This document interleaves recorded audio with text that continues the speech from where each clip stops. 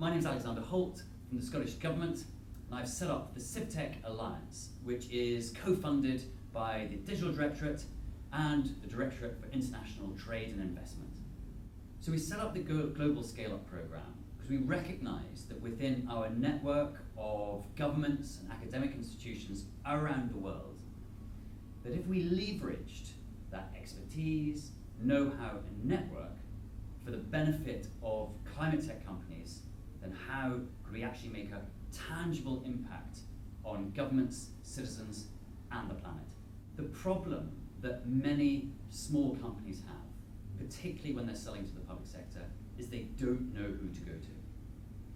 The problem for public sector is when they're looking at policies, they don't understand the technologies available that might shape their policies.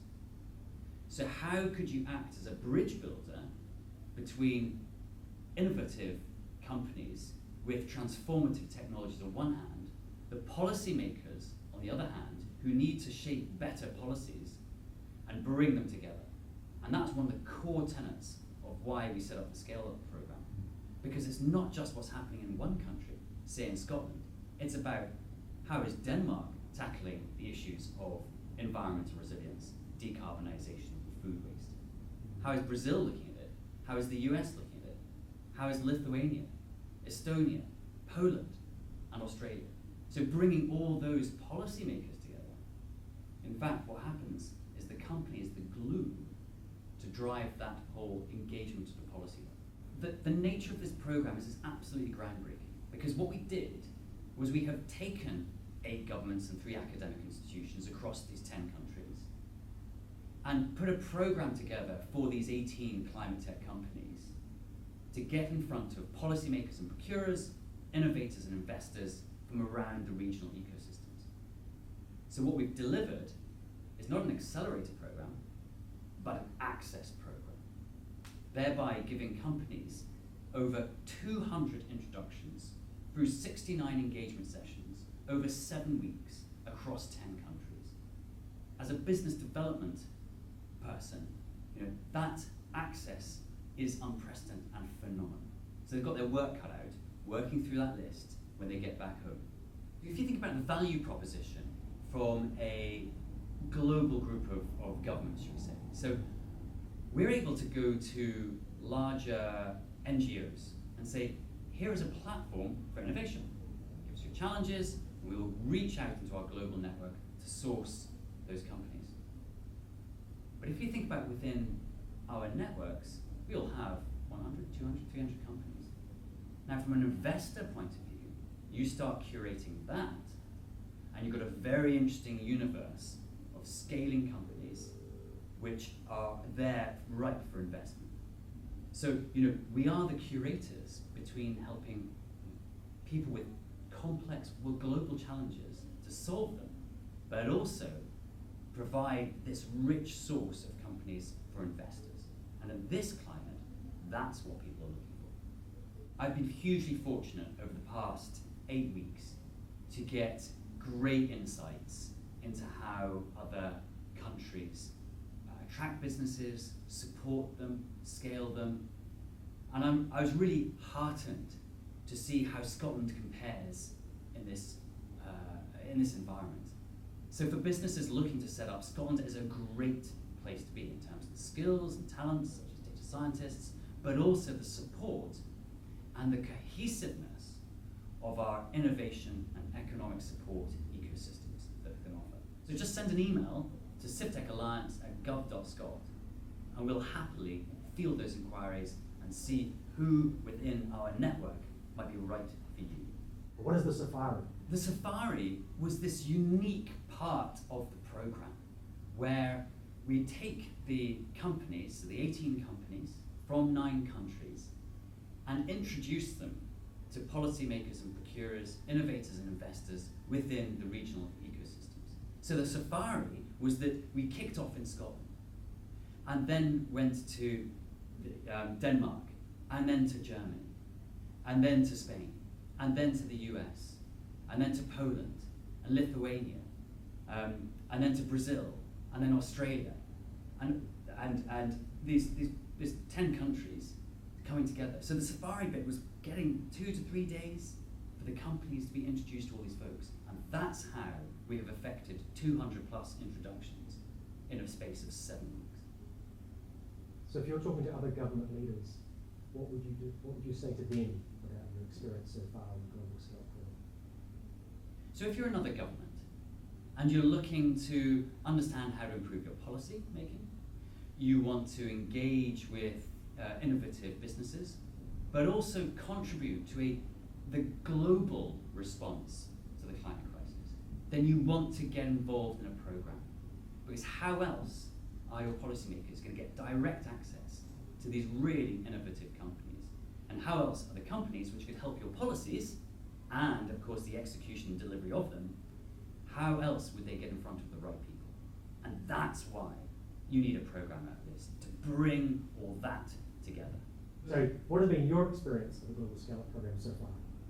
So my experience of the Global Scale Up program has been from the genesis of an idea back in December 2020 through to here we are in Glasgow, November 21 as part of COP26, and what has happened to get us to this space. First of all, you've got to figure out how you're going to get 10 countries to work together, not just across borders, but across jurisdictions. You then got to think, well, what are the issues we want to tackle? So we chose decarbonisation, food waste, and environmental resilience. And then you've got to work out, well, how are we going to engage with companies? What is the proposition? But all this is done at a rapid timescale with a hard and fast deadline of COP26. So our experience of planning and putting this together is laying the tracks the day before the train comes down the line. But it's not being done in one country. You're working this across 10 countries, 8 governments. That's been a rather nerve-wracking experience, putting it all together, because this has never been done before like this.